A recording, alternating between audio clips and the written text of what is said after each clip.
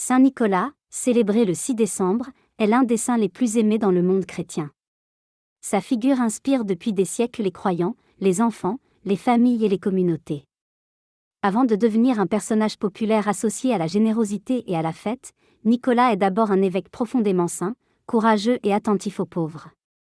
Né au IIIe siècle, dans la région de Lycie, l'actuelle Turquie, il grandit dans une famille chrétienne aisée. Très jeune, il ressent un appel à consacrer sa vie à Dieu. Orphelin à un âge tendre, il hérite d'une grande fortune. Plutôt que de la garder pour lui, il décide de la distribuer aux nécessiteux. Ce geste de charité radicale deviendra le cœur de sa mission. Parmi les récits les plus célèbres, celui de 3 jeunes filles pauvres dont le père, accablé de dettes, songeait à les livrer à une vie misérable. Nicolas, apprenant la situation, se rend de nuit à la maison et jette une bourse d'or par la fenêtre, permettant la dot de l'aîné. Il répète ce geste à 3 reprises, sauvant ainsi ces jeunes femmes et préservant leur dignité. Plus tard, Nicolas est ordonné prêtre, puis élu évêque de Myre. Il se distingue par sa douceur combinée à une grande fermeté spirituelle.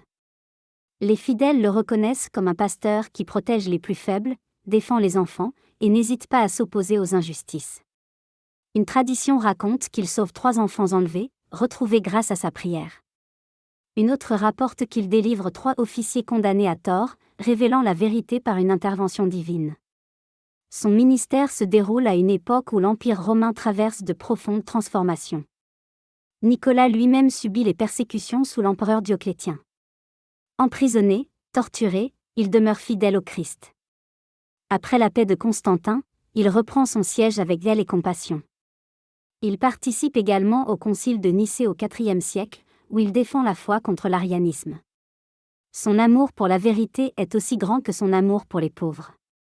Les nombreuses histoires miraculeuses attribuées à Nicolas, tempête apaisée, prisonniers libérés, enfants sauvés, traduisent non seulement des faits édifiants, mais surtout la réputation qu'il gagne, celle d'un homme qui fait rayonner la bonté de Dieu. Il est un signe de la tendresse divine, un visage humain de la protection et de l'espérance. Après sa mort, son culte se répand très largement. Au Moyen Âge, il devient l'un des saints les plus populaires d'Europe. Les marins l'invoquent, les enfants le prient, les pauvres l'implorent. De nombreuses églises et villes se placent sous son patronage. Son esprit de générosité inspirera, plusieurs siècles plus tard, la figure du Père Noël. Mais l'Église nous invite à revenir au cœur, un évêque humble, priant, attentif aux souffrances et courageux dans la défense de la justice. Le 6 décembre, nous célébrons un homme dont la vie rappelle que la charité vraie illumine le monde, et que la sainteté consiste à aimer sans compter.